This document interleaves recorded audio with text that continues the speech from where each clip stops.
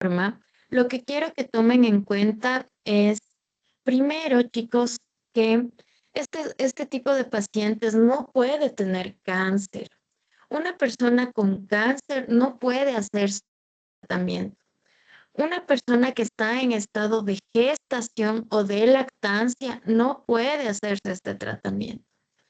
Una persona que tiene placas de metal en su cuerpo no puede hacerse este tratamiento. Una persona que tiene stents cardíacos, marcapasos o robots en la columna no puede hacerse este procedimiento. Entonces, lo primero es que estas personas tienen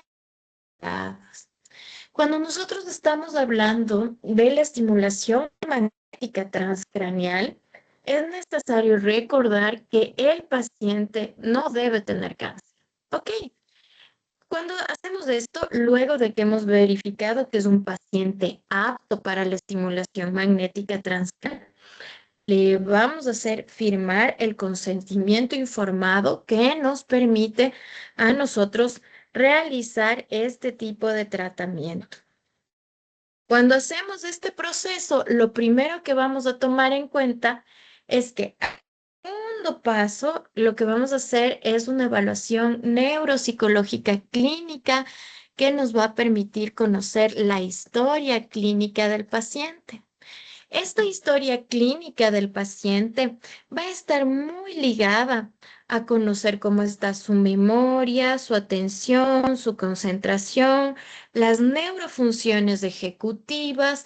Vamos a ver cómo está su velocidad de procesamiento, la capacidad de desarrollar sus propias actividades, la independencia, la autonomía, dependiendo a qué tipo de paciente estamos evaluando. A posterior, en una siguiente clase, vamos a hablar únicamente en el módulo 6 sobre cómo hacer una evaluación neuropsicológica clínica completa. Pero ahora, pues bien, les cuento esta parte. Entonces, luego de esto, vamos a hablar de cómo posicionar al paciente cuando ya hemos comprobado que todo está bien y hemos hecho los exámenes médicos correspondientes, porque estos parte de la evaluación física que nos dice que no tienen cáncer, vamos a hacer una evaluación de marcación tumoral. Dentro de estos marcadores tumorales que vamos a evaluar, sobre todo serán aquellos de la tiroides, con los que nosotros tenemos que ver, y también marcadores hepáticos, porque ellos son los que van a afectarse más con este tratamiento, la parte hepática. Entonces, nosotros debemos ver que este paciente esté en sus requerimientos. Además, probablemente en algunos casos como epilepsias, ustedes deben tomar en cuenta que si van a atender epilepsias, ustedes deben hacer un electroencefalograma con sus pacientes, un mapeo cerebral. Cuando ya ha llegado este espacio, luego viene la preparación del paciente. El posicionamiento del paciente es muy importante. El máximo que puede estar recostado el paciente es 45 grados, es decir, al colocarle al paciente debe estar en una silla reclinable o una camilla corte para cabeza y cuello. Ustedes han visto estas almohaditas que encontramos cuando nos viajamos en avión. Esas son las almohadas que debe estar posicionada porque obviamente el paciente se duerme inmediatamente. Con la estimulación magnética transcranial el paciente duerme. Entonces vamos a ubicar el coil sobre el área de diana, que es la corteza prefrontal o la corteza motora, usando los landmarks anatómicos que nosotros ya tenemos el casco.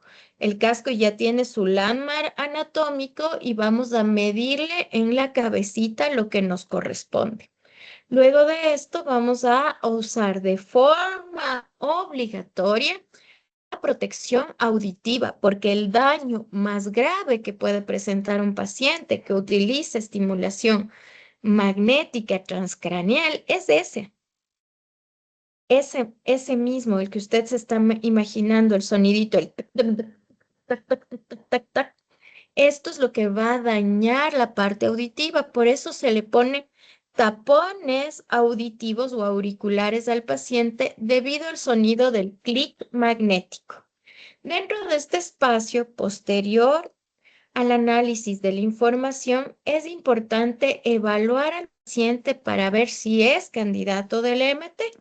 Entonces, como yo les he adelantado algo, primero vamos a ver si este paciente tiene marcapasos o implantes bioelectrónicos normalmente ubicados en la columna. Si estos pacientes tienen esto o un implante coclear, por ejemplo, este paciente está contraindicado absolutamente para la irradiación magnética transcraneal. Si tiene elementos metálicos intracraneales, excepto el titanio, este paciente puede utilizarlo siempre y cuando sea titanio, pero usted le debe mandar al médico. Dentro de este proceso, usted le debe derivar al médico, usted debe hacer todo este proceso de acompañamiento para que él le diga explícitamente y bajo un informe médico que él no tiene un implante metálico. Si hay epilepsias no controladas, estos pacientes no son sometidos a estimulación magnética transcraneal. Además, si hay lesiones cerebrales recientes menores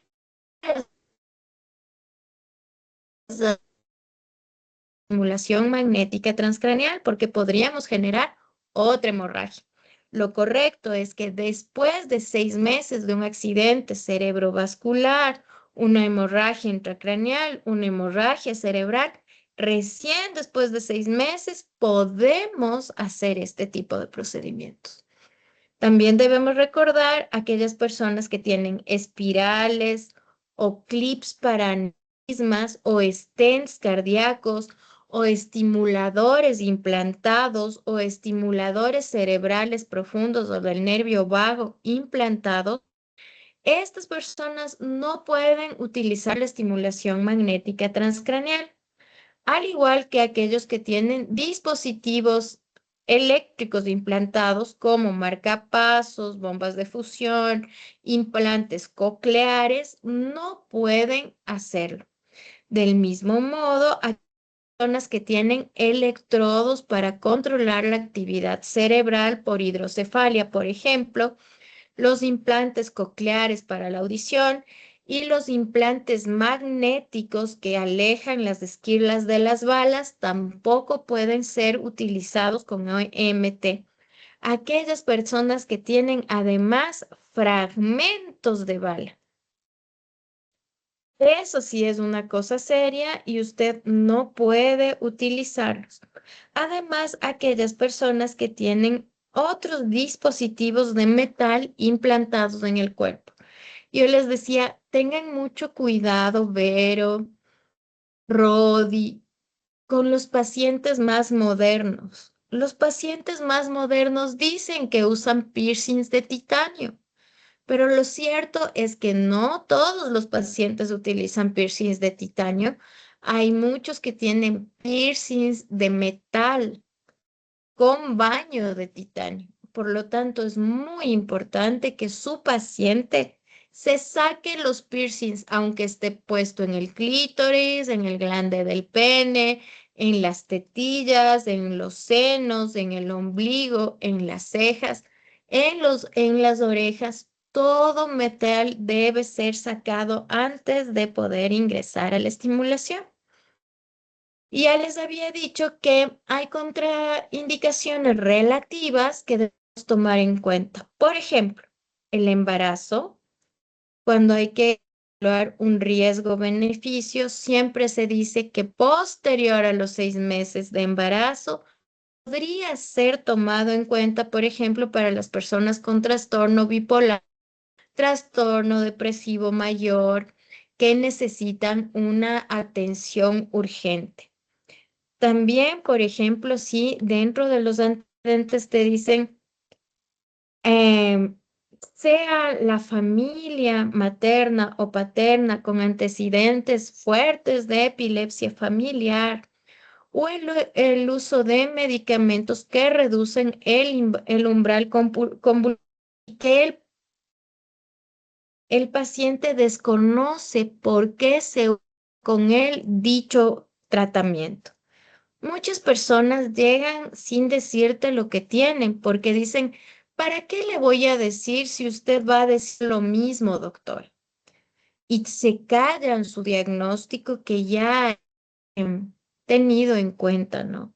Entonces siempre hay que pedirles esta prolijidad de investigación cuando estamos hablando del proceso.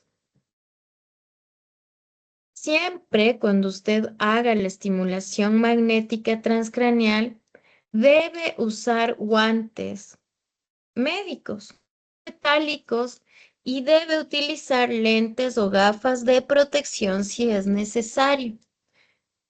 Obligatoriamente debemos ver que el paciente no porte objetos metálicos, joyas, piercings cercanos al coil, porque eso podría romperse y podría causarle una quemadura de tercer grado al paciente.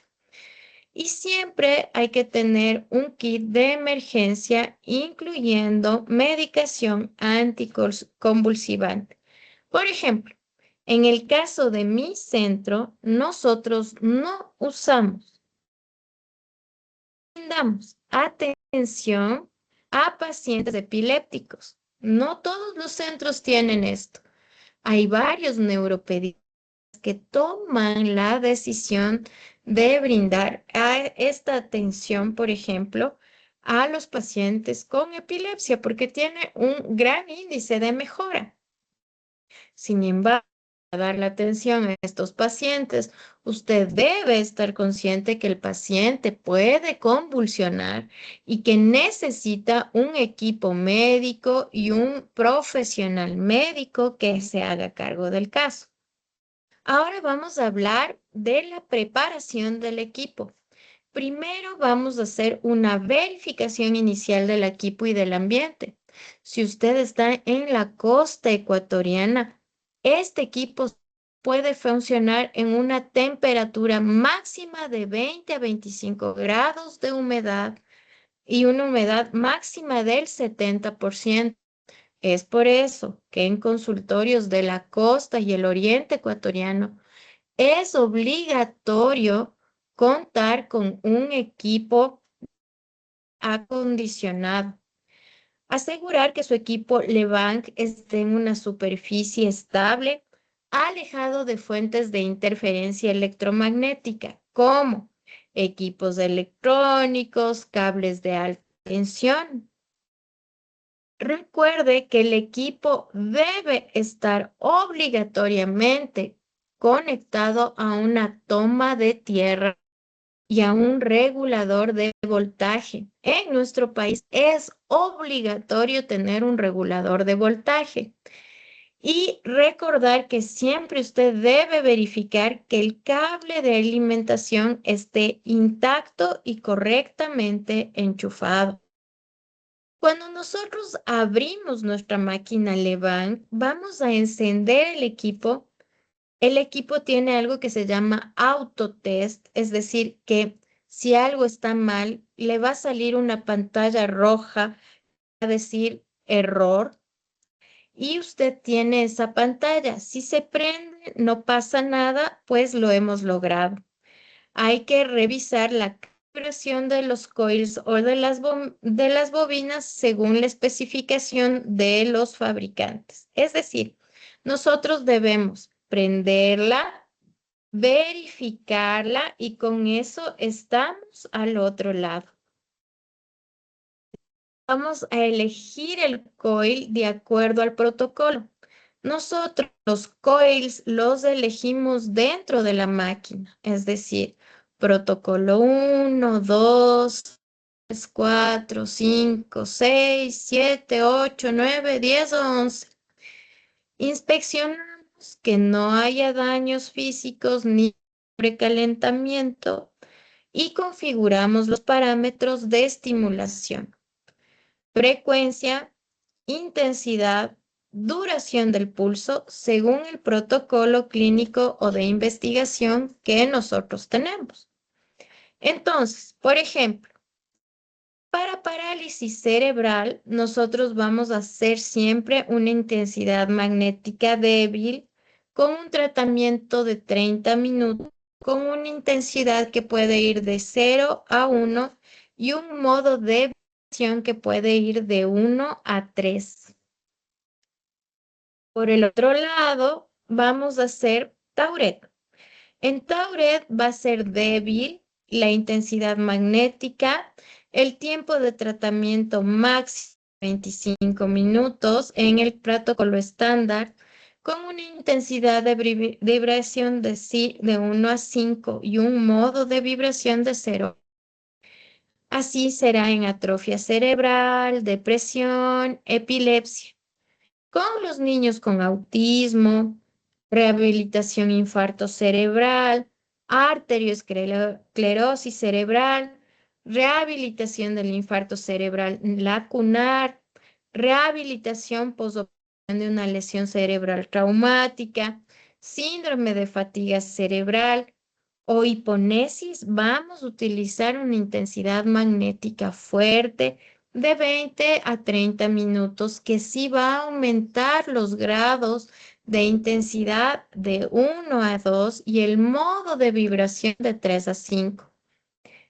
En el caso de neurosismo, insomnio, hipertensión, vamos a utilizar la intensidad magnética débil, y en los desórdenes mentales, enfermedad de Parkinson, demencia senil, vamos a hacer una intensidad magnética fuerte. Esquizofrenia, dependiendo del caso, va a ser débil, y dolor de cabeza nervioso como migrañas puede ir en el ambiente fuerte. ¿Qué es lo que esperamos probablemente que suceda como efectos secundarios comunes? Primero puede haber un dolor local, un hormigueo cabelludo, como que si este paciente tuviera piojitos. Puede tener cefalea tensional, me duele el cuello, no puedo moverle. Puede ser uno de estos comunes que puede ser tratado con paracetamol. Podría un eritema local por calor irradiado. Esto normalmente, como cuando te pones un reloj y se te hace un círculo rojito, pues lo mismo sucede y se va rápidamente. Hay personas con muchísima ansiedad que podrían tener episodios vasovagales, un síncope, y se pueden desmayar, y podrían tener algunos trastornos audiológicos reversibles cuando no usan el protector auditivo recomendado. Realmente, cuando usted ha hecho una mala investigación del paciente, va a tener convulsiones con un riesgo menor al 0,1%. Este está asociado a la alta intensidad o a una frecuencia con pacientes con predisposición a la epilepsia. Por eso es tan importante que usted pueda investigar profundamente a su paciente. También cuando haya alteraciones cognitivas temporales y leves, como problemas de memoria o de lenguaje. Quería decir algo, pero no recuerdo qué tenía que decir, no recuerdo la palabra. Puede suceder esto. También cuando no hay efectos a largo plazo, y esto es, hay un porcentaje de un 3% de la población, sobre todo en mujeres que están entre los 40 y 60 años, y los hombres entre los 45 y 60 años, que por cambios hormonales como menopausias y andropausias no podrían tener el efecto deseado a largo plazo. Entonces, eso es importante de entenderlo. ¿Cuáles son los factores que modifican esto? Primero, las variables individuales como la edad, la fatiga, la dominancia interhemisférica, el estado hormonal en mujeres y los parámetros técnicos como vayamos modificando la dirección de la corriente, la intensidad del estímulo, el músculo evaluado. ¿Cuáles son las recomendaciones para que tu tratamiento sea efectivo?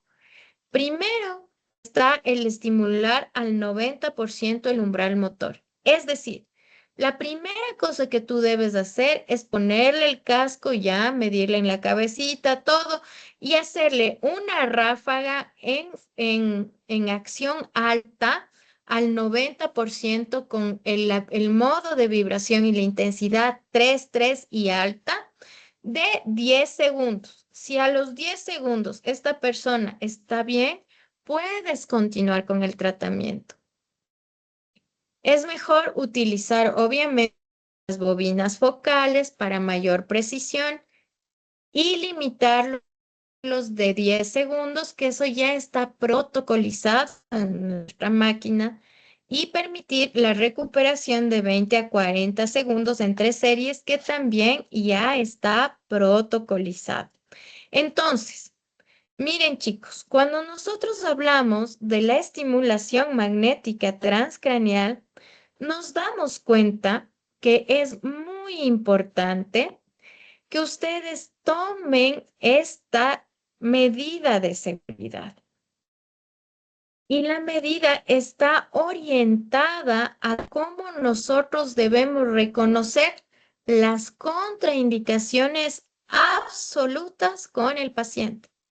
Marcapasos, implantes bioelectrónicos, elementos metálicos intracraneales, epilepsias no controladas, lesiones cerebrales recientes, espirales, clips, aneurismas, stents, estimuladores implantados, estimuladores cerebrales profundos del nervio vago, dispositivos eléctricos y electrónicos implantados como marcapasos, bombas de infusión, medicamentos, electrodos para controlar la actividad cerebral, el implante coclear para la audición, el implante magnético o los fragmentos de bala y aquellos dispositivos de metal u objetos de metal que se están poniendo, ¿no? Entonces, ojo con esto, porque esto es la contraindicación absoluta. Y esta sería nuestra prohibición mayor cuando nosotros estamos hablando de estimulación magnética craneal. Yo les invito a revisar su semana 3 de nuestra aula y hacer su cuestionario 3, porque usted tiene que estar súper al día en esto, porque en este momento no va a venir a la diapositiva a decir cuándo no. Usted tiene que saber de memoria. Esto es importante. Recuerde que las contraindicaciones relativas son el embarazo, epilepsia familiar y el uso de medicación sin conocimiento que reduce el umbral convulsivo. Es decir, ¿por qué sí? ¿Por qué no? Miren, chicos, para nosotros es importante comprender que una vez que se implante el tratamiento, nosotros debemos salir del espacio, al menos 2 metros fuera del lugar donde está la estimulación magnética. ¿Estamos de acuerdo? Cuando nosotros entendemos de eso es porque probablemente nosotros estamos sanos, no tenemos un trastorno que mejorar con la estimulación. El campo magnético irradia igual por el principio de Faraday. Entonces, por eso nosotros siempre tenemos a la cámara que está viendo al paciente, pero nosotros salimos por fuera del espacio para ubicarnos, ¿ok? Entonces, sí es importante que podamos reconocer esa parte,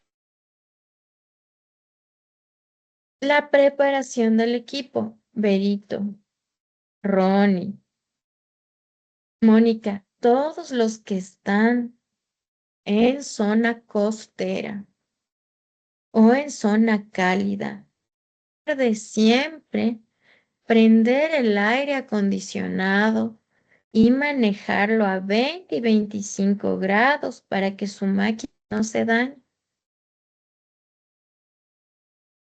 ¿Ok? Eso es muy importante de tomar en cuenta.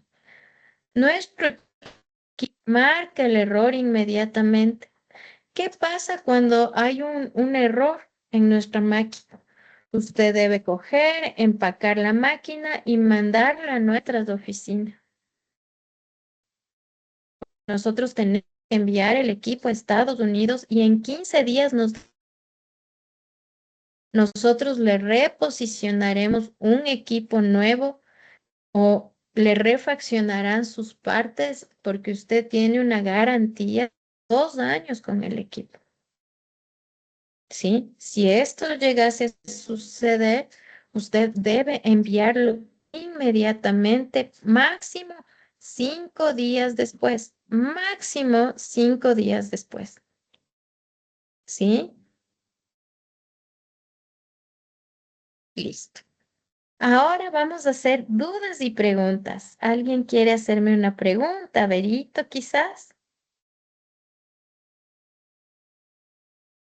Sí, muy buenas noches. Bueno, en cuanto cuando hablamos de restricciones, o bueno, evaluaciones en cuanto a lo que es problemas de tiroides y problemas hepáticos, no me quedó muy claro esto. Tengo que solicitarle al paciente quizás un Examen del examen. paciente de TSH, FT1, FT2, FT3, FT4 y tiene que mandarle a hacer un examen de TGP y AST para ver cómo se encuentran sus enzimas hepáticas.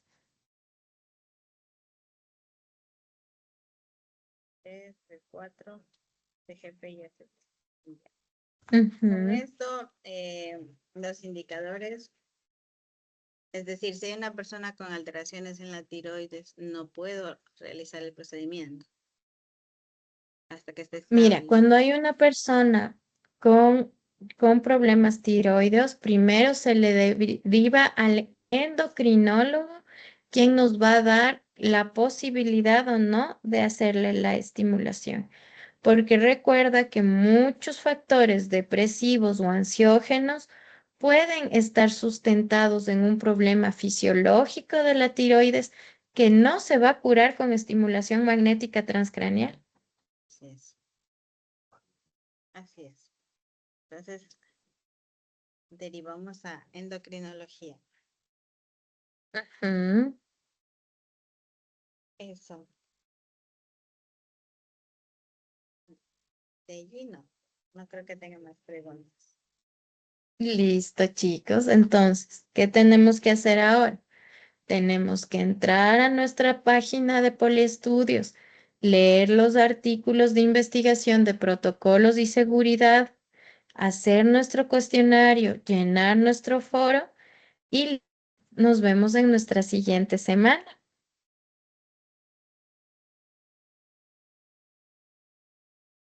Que les vaya muy bien, chicos. Chao, chao.